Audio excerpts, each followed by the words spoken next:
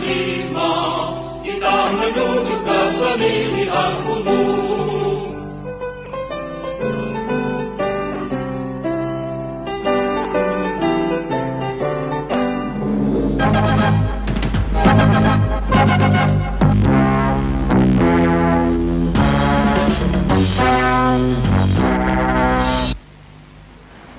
Selamat malam.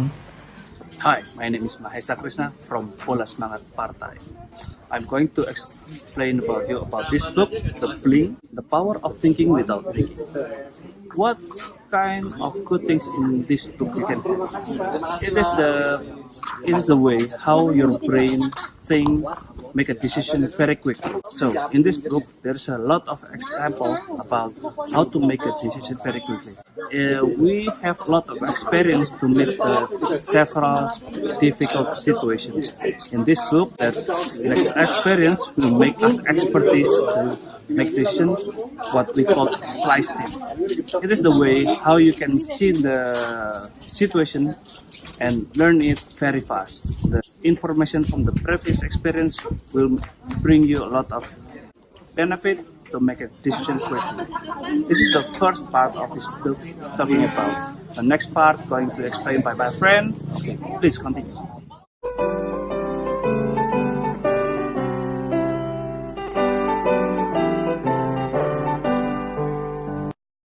Hi guys, my name is Arif Setiawan from Bola Semangad Partai.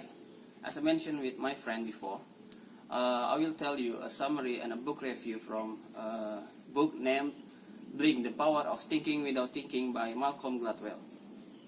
Actually, I will tell you a summary of Chapter 2, The Locked Door, The Secret Life of Snap Decision, and Chapter 3, The Warren Harding Error, Why We Fall to Tall, Dark, and Handsome Men. Chapter 2 opens with a familiar sounding example of the power of the intuitive of mind. Vic Braden excels as a tennis coach, in part because he is in touch with his own adaptive unconscious. Braden can thin slice a tennis match to evaluate in the blink of an eye whether a player will double fault or not. This chapter explains why most of us cannot explain how our subconscious mind works. Gladwell notes that many humans are similar to the art expert in the book introduction.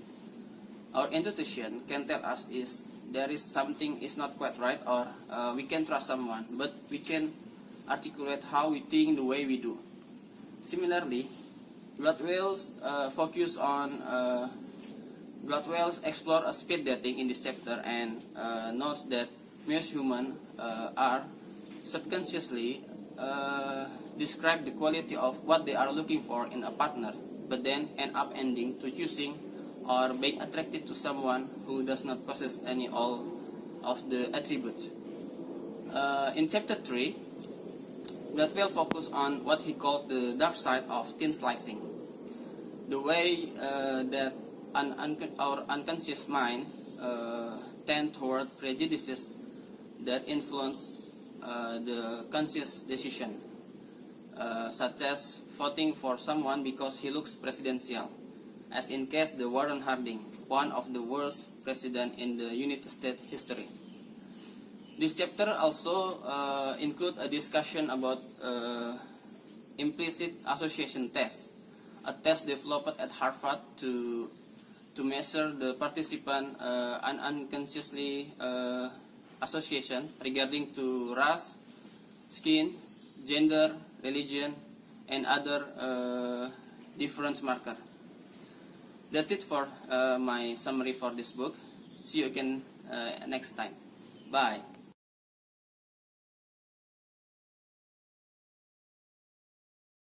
Hi, we can see that the enthusiasm of people gathered here to vote the president and the legislative candidates. For the legislative candidates, I'm not sure that they already know the candidates.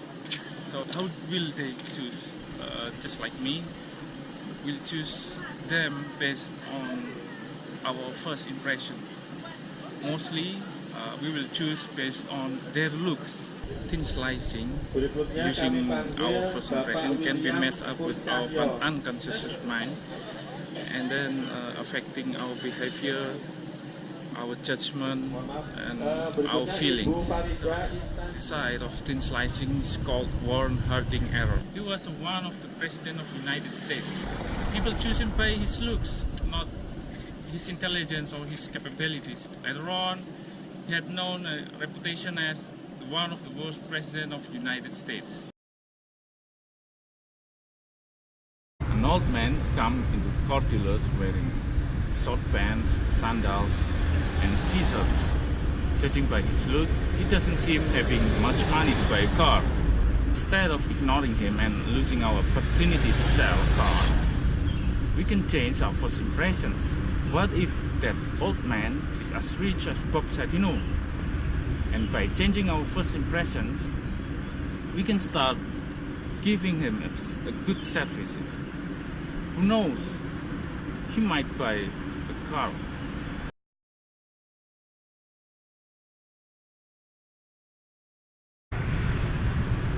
Doctors use all information they could gather to assess if a patient is going to have a heart attack or not. It was a long process and clouded their brain instead of helping them.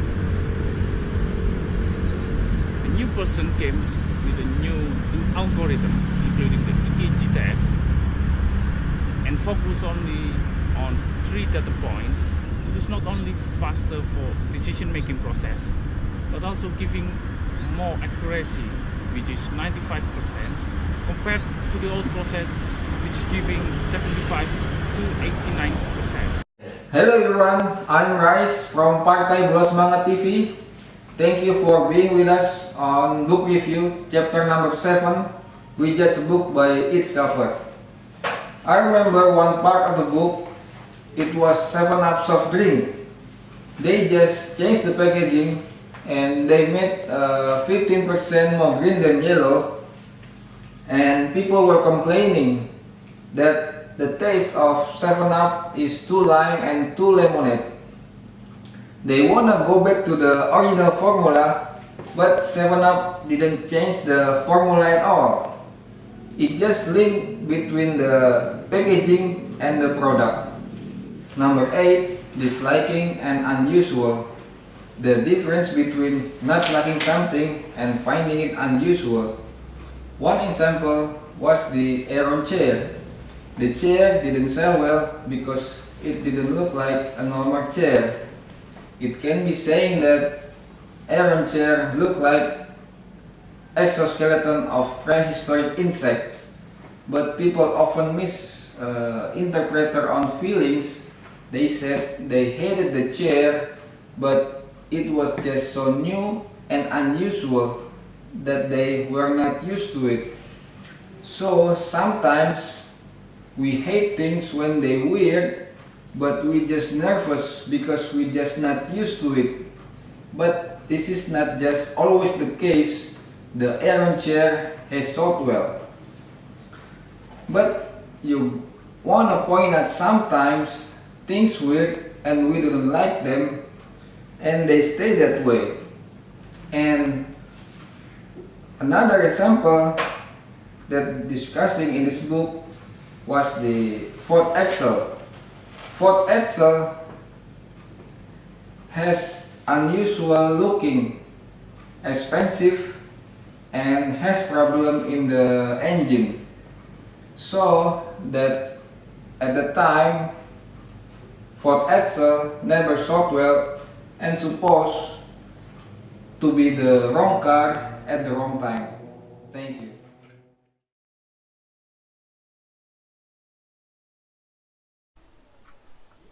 Ekman, Friesen, and Levinson gathered a group of volunteers and monitoring their heart rate and body temperature.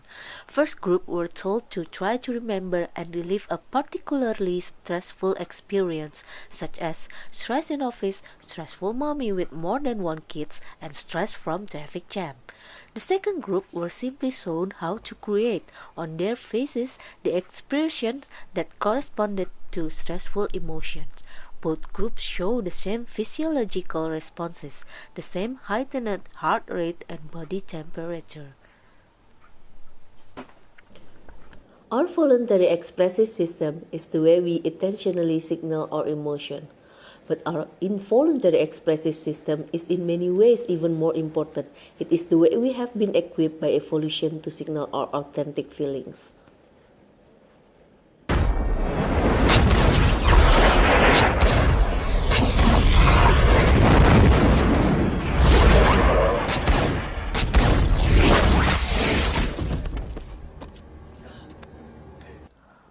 Our mind, faced with a life-threatening situation, drastically limits the range and amount of information that we have to deal with. Sound and memory and broader social understanding are sacrificed in favor of heightened awareness of threat directly in front of us.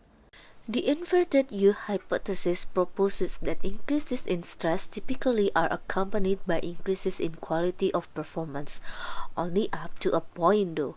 After you reach a certain threshold, you'll experience diminishing returns where rising stress actually result in deteriorating performance quality in certain tests.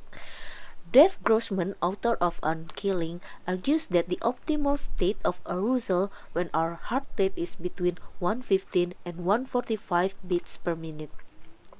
After 145, bad things begin to happen. Complex motor skills start to break down. Doing something with one hand and not the other becomes very difficult. At 175, we begin to see an absolute breakdown of cognitive processing. The forebrain shuts down, and the midbrain reaches up and hijacks the forebrain. Vision becomes even more restricted. Behavior becomes inappropriately aggressive. Then the question is, when should we trust our instinct and when should we consciously think things through? From this book, we can learn that on straightforward choices, deliberate analysis is the best. When questions of analysis and personal choice start to get complicated, when we have to juggle with many different variables, then our conscious thought process may be superior. The best and most successful organizations of any kind are the ones that understand how to combine rational analysis with instinctive judgment. Don't forget, vote for us, Bola Semangad parties. We'll promise we'll defeat Thanos for you all.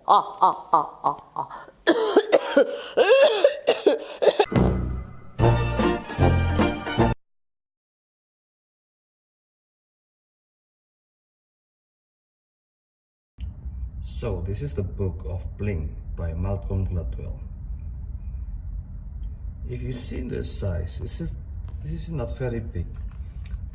It is only just very small book and very light.